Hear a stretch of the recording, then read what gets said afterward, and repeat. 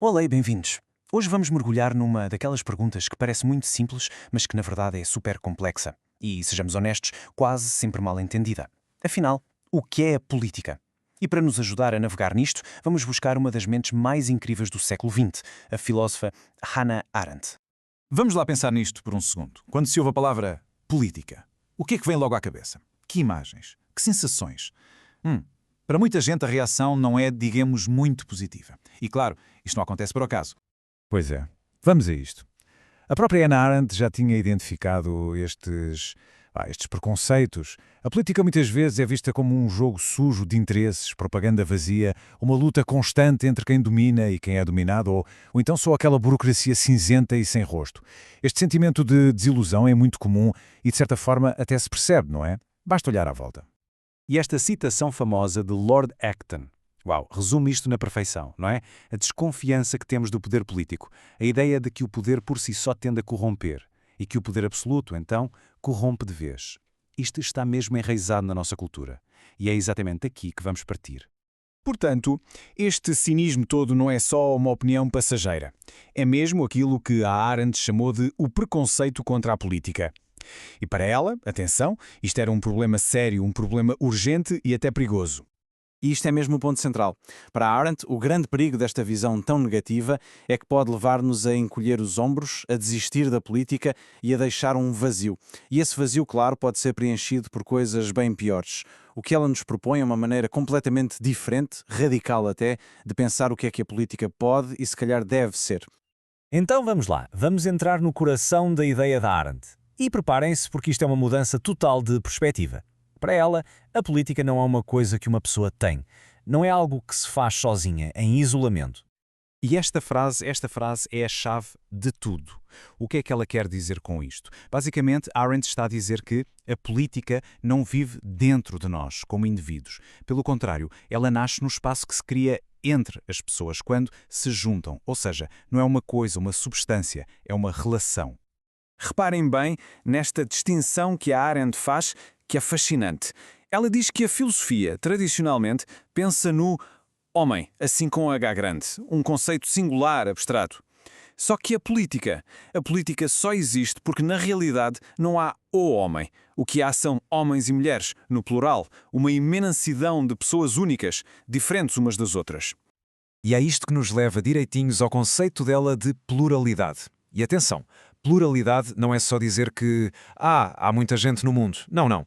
É o facto de sermos todos genuinamente diferentes, únicos, cada um com a sua perspectiva. Porque, pensem bem, se fôssemos todos iguais, a política nem sequer faria sentido. Seria só administração.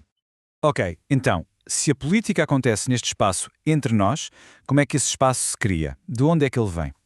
Bem, a Arendt diz que ele é criado através de um tipo de atividade humana muito específico. A Arendt achava que a nossa linguagem sobre isto tudo se tinha tornado um bocado confusa. Por isso, para nos ajudar a pensar com mais clareza, ela decidiu arrumar a casa, por assim dizer. Dividiu a atividade humana em 3 grandes categorias.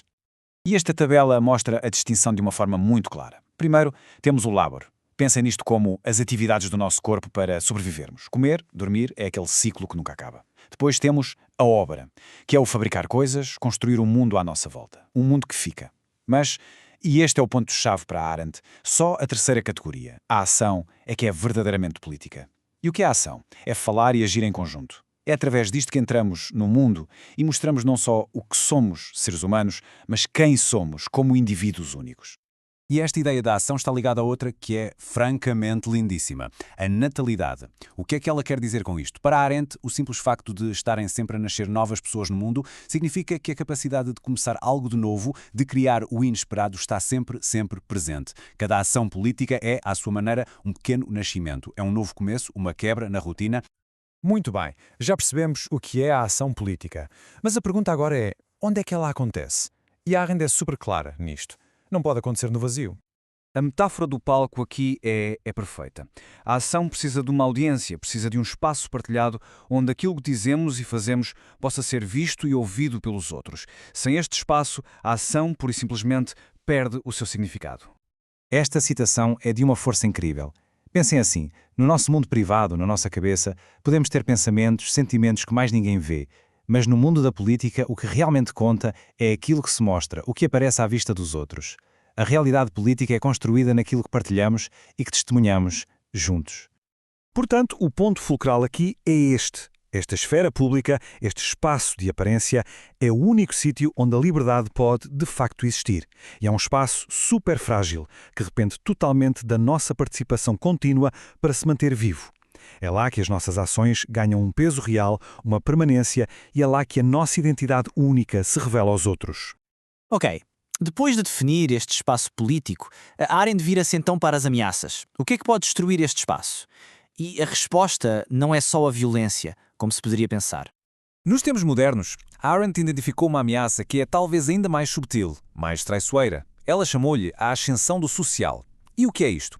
É o que acontece quando a vida pública deixa de ser sobre agir e debater e passa a ser só sobre administrar problemas. É gerir a sociedade como se fosse uma grande casa, uma tarefa doméstica gigante. A ação política, a verdadeira, é substituída por um comportamento de massas mais ou menos previsível. E isto leva-nos diretamente ao aviso dela sobre o que ela chamou o domínio de ninguém. A burocracia, sabem, com as suas regras anónimas, impessoais, pode tornar-se na forma de tirania. Porque se ninguém é o responsável, a quem é que se pode pedir contas? A quem é que se pode protestar? Torna-se um sistema que funciona sozinho, sem espaço nenhum para a ação humana, para a iniciativa, para o debate. E a consequência final disto tudo é esta. É a transformação de cidadãos em meros consumidores, ou pessoas a serem geridas. E as grandes questões políticas transformam-se em simples problemas técnicos que só os especialistas podem resolver. O resultado é o encolhimento, a erosão da própria liberdade. Porque a liberdade, como vimos, precisa de um espaço para agir. Mas, e agora chegamos à parte verdadeiramente inspiradora da visão dela. A política, na sua essência mais pura, não é sobre dominar os outros. Não. É sobre a criação de poder.